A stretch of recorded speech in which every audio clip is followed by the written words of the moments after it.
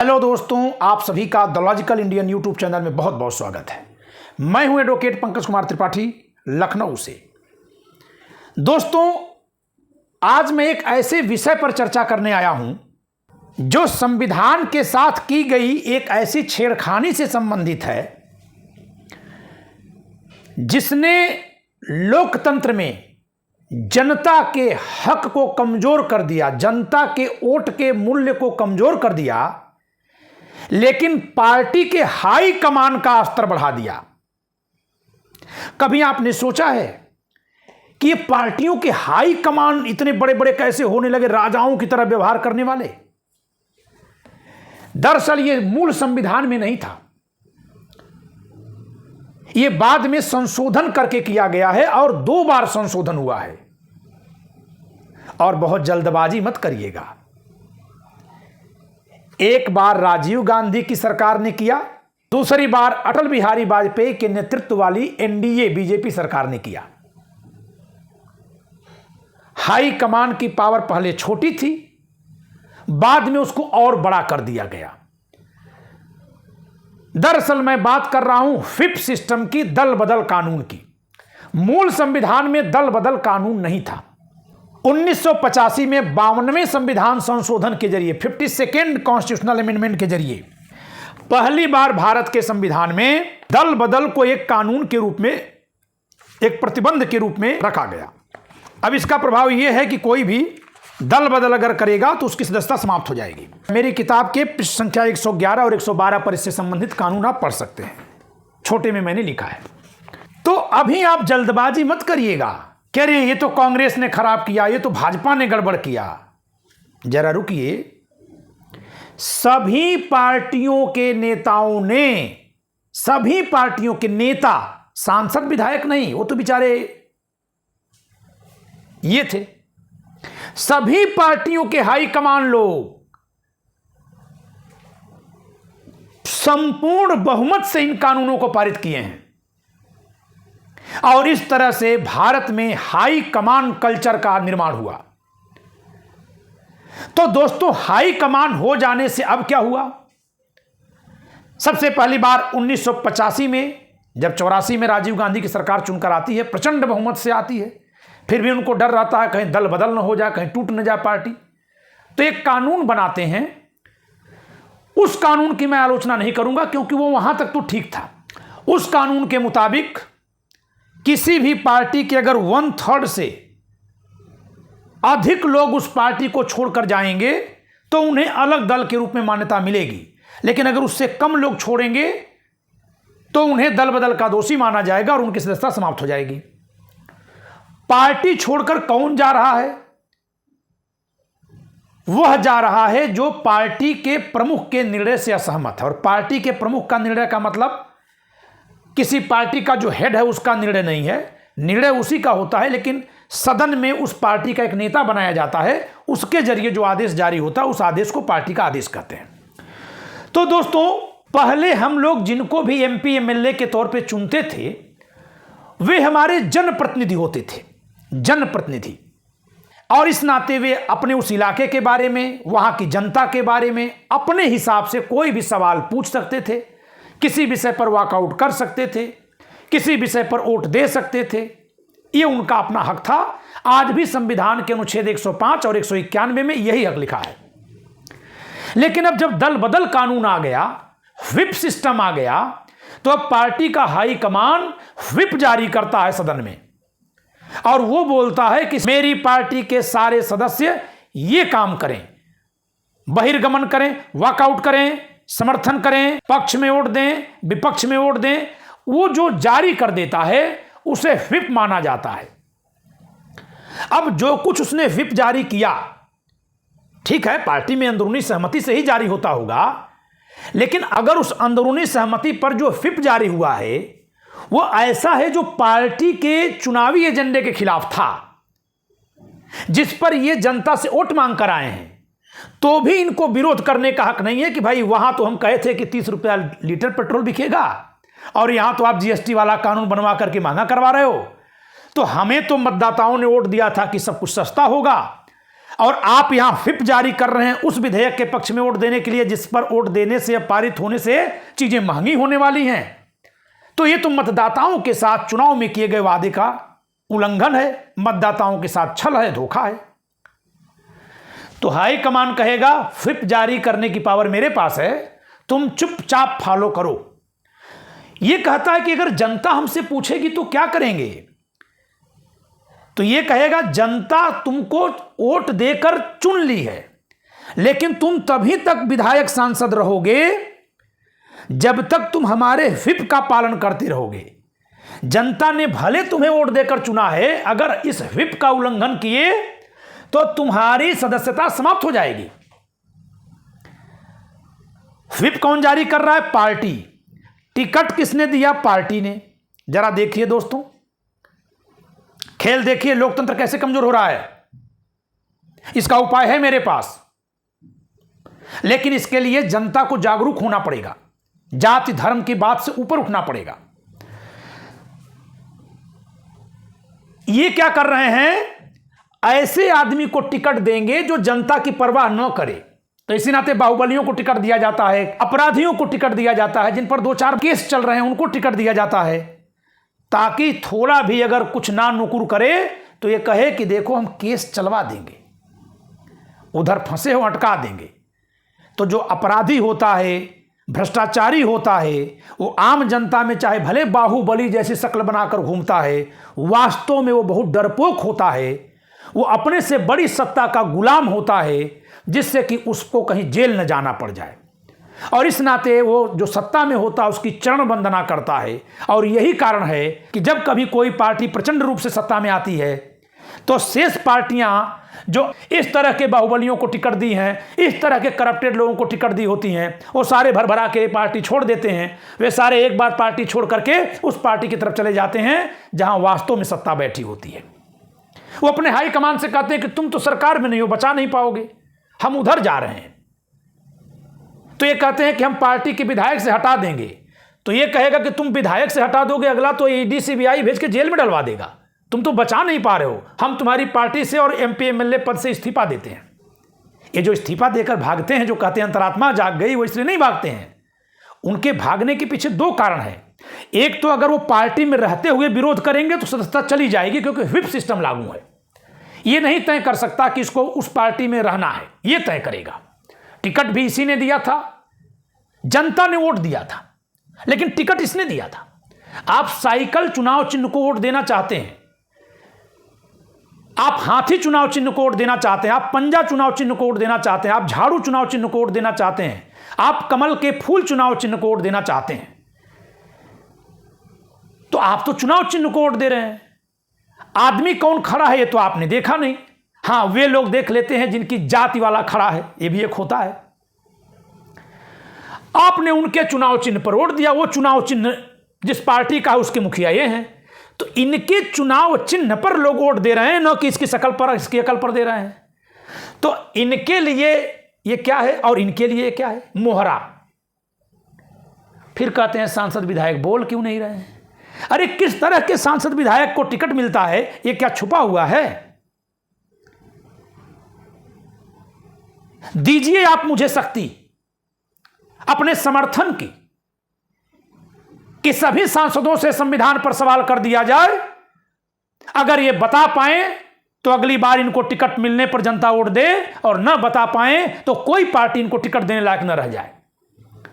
यह संविधान का मजाक नहीं है तो क्या है कि जिस संविधान को बाबा साहब जैसे विद्वान ने लिखा, पंडित जवाहरलाल नेहरू, सरदार वल्लभ भाई पटेल, कृष्णामाचारी, डॉक्टर राजेंद्र प्रसाद और न जाने कितने विद्वान, के एम मुंशी, न जाने कितने बड़े बड़े विद्वान इस पर चर्चा करके इसको पास किए, उस संविधान की रखवाली की जिम्मेदारी वो नेता निभाते हैं जो संविधान का क ख ग घ नहीं जानते। संविधान बचेगा कि नहीं बचेगा ये तो बहुत बात की बात है। संविधान को खतरा तो इन्हीं लोगों से है कि जिनको संविधान की जिम्मेदारी निभानी हो, संविधान जानते ही नहीं। और क्यों नहीं जानते?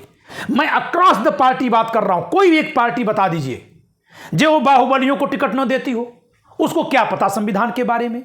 उसे चुनाव चिन्ह पता होता और जनता को भी वही समझा दिया, फलाना का चुनाव चिन्ह है, उनको बस दे दो वोट। काहे को दे दो? तुमने किसको दिया है टिकट? ये तुमने जिसको टिकट दिया है वो बलात्कार का आरोपी है।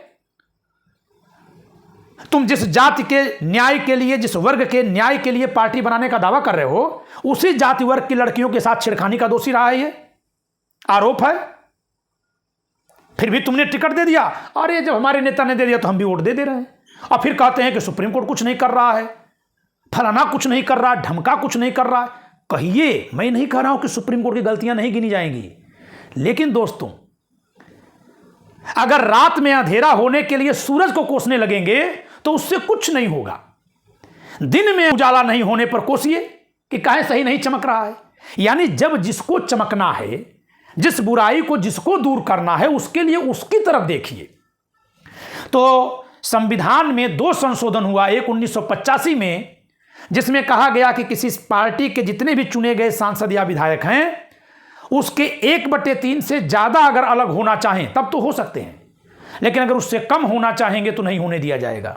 अगर उससे कम लोग होंगे तो ये व्हिप का उल्लंघन होगा और वे सदस्यता गंवा देंगे। आपको पता है कि 1/3 की शर्त लगने पर सबसे ज्यादा कौन सी पार्टी टूटी थी? बीएसपी। आप पता लगा लीजिएगा। तब मैं ग्रेजुएशन कर रहा था और बाद में LLB किया। राजनीतिक रूप से मैं बहुत चैतन्य रहा हूं तो मुझे घटनाएं याद हैं।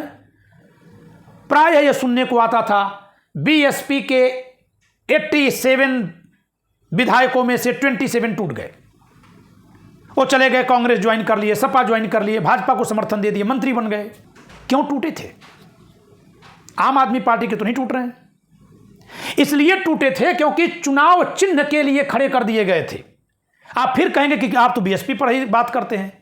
अरे और भी बात आएगी। ये घटना बीएसपी के विधायकों के साथ घटी तो आएगी, अभी कांग्रेस भी आएगी आगे। तो इस नाते फौरन बोलने वाले का मुंह मत पकड़ा करिए आप लोग। हम दृष्टांत कहां से लाएंगे आप बताइए? आप कहेंगे कि गंदी कमीज पर बात करिए लेकिन मेरी वाली पर मत करिएगा, तो ये कैसे बात होगी भाई? अगर कहीं भूरा रंग लगा है और बात हमको भूरे रंग वाली कमीज पर करनी है तो जो पहना होगा उसी पर बात होगी।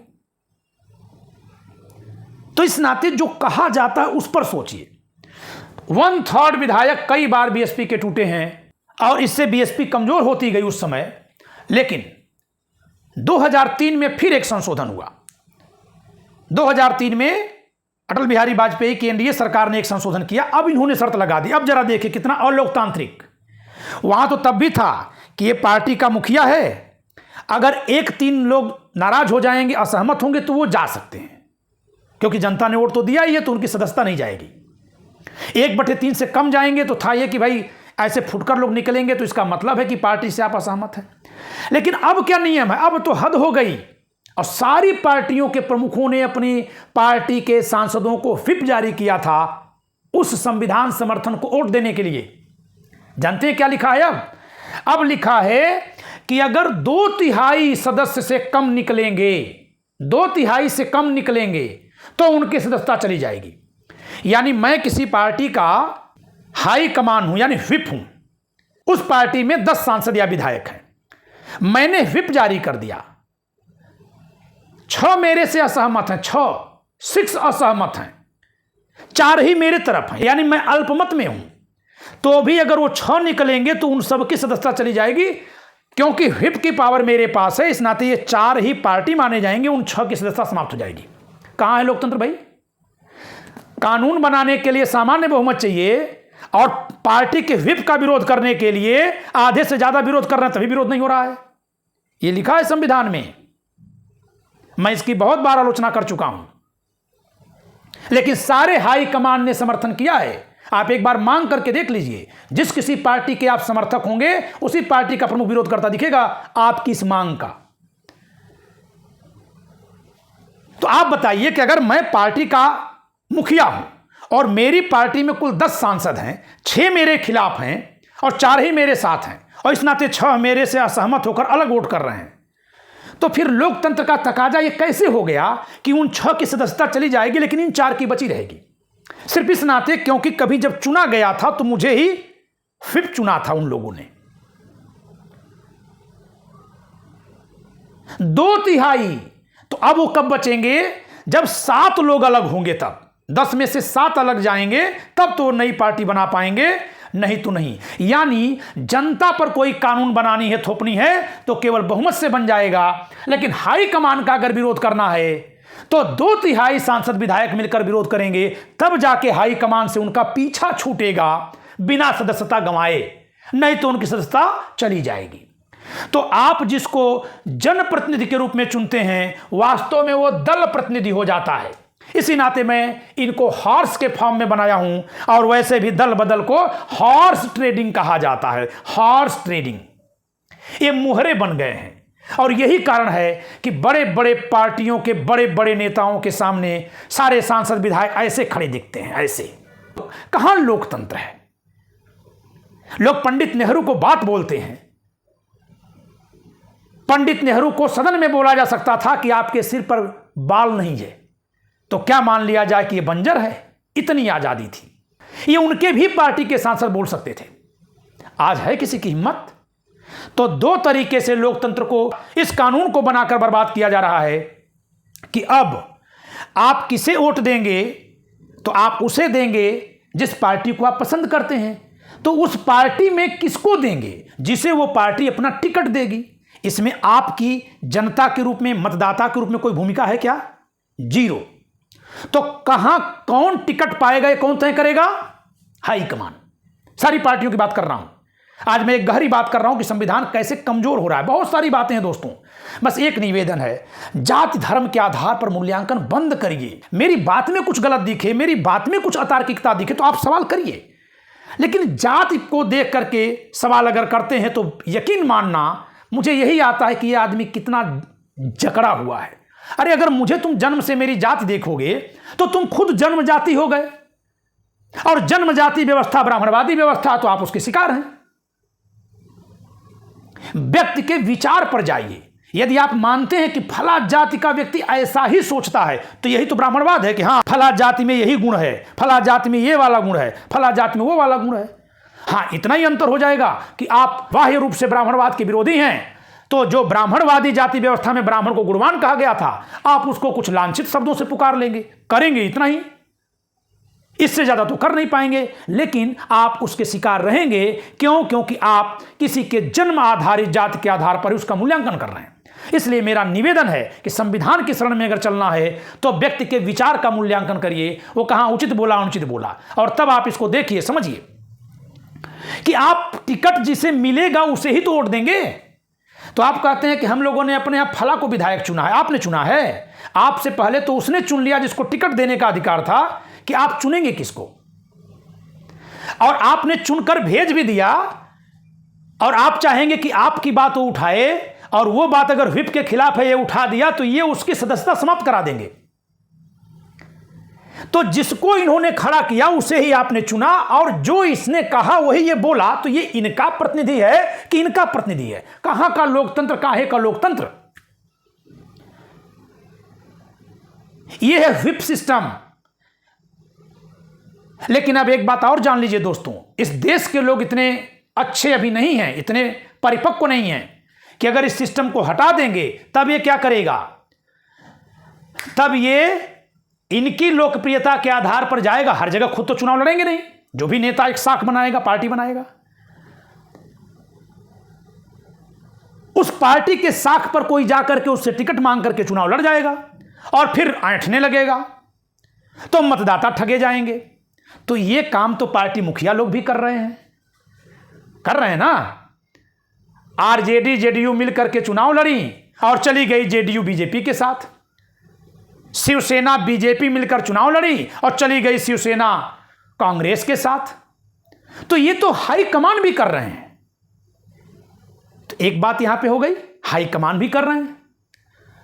दूसरी बात कि चलिए ये तब करेंगे जब सरकार बनाने की व्यवस्था हो, लेकिन कम से कम एक बात, इसको एक छूट मिलनी चाहिए। मेरा अपना मानना है कि इन पर भी एक प्रतिबंध लगे और इनको एक छूट मिले कि ये जब व्हिप जारी करेंगे तो जो चुनाव में घोषणा पत्र इनका था, क्या इनका व्हिप, इनका सदन में निर्णय उस घोषणा पत्र के खिलाफ है या उसके पक्ष में है?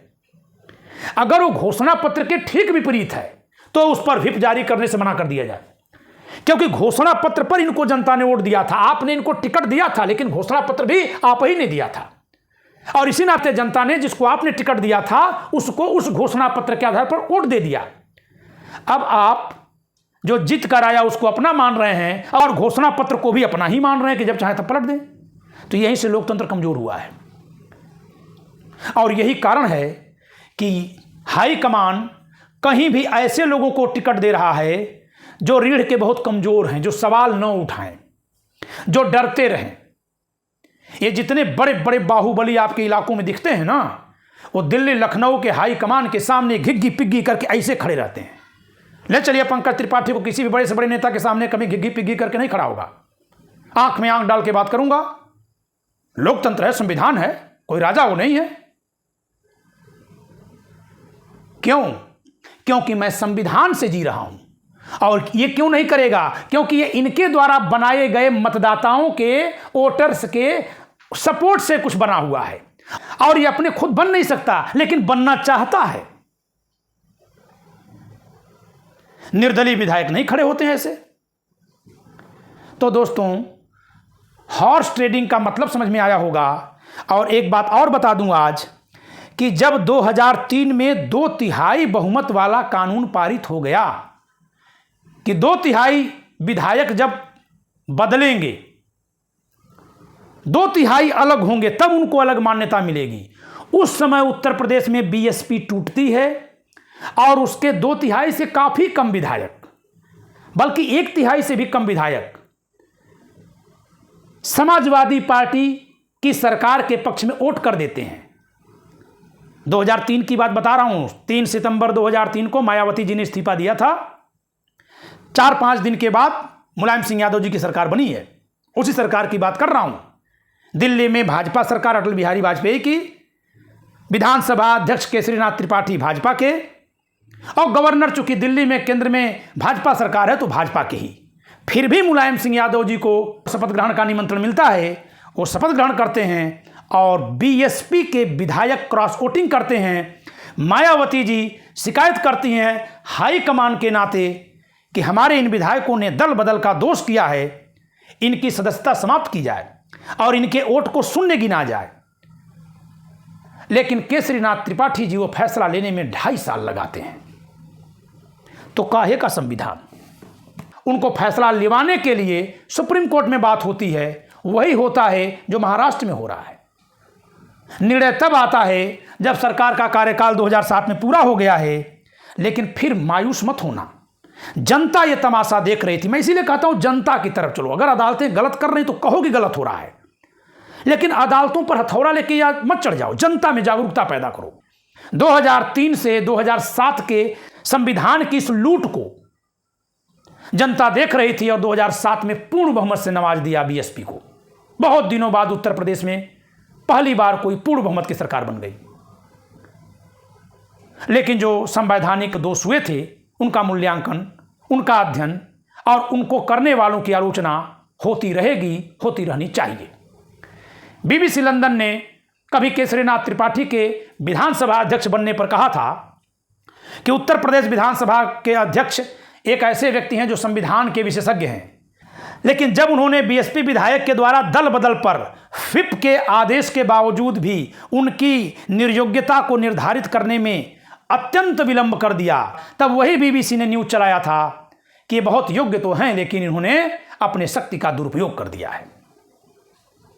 बाद में उसका एक परिणाम और निकला कि अगले लोकसभा चुनाव में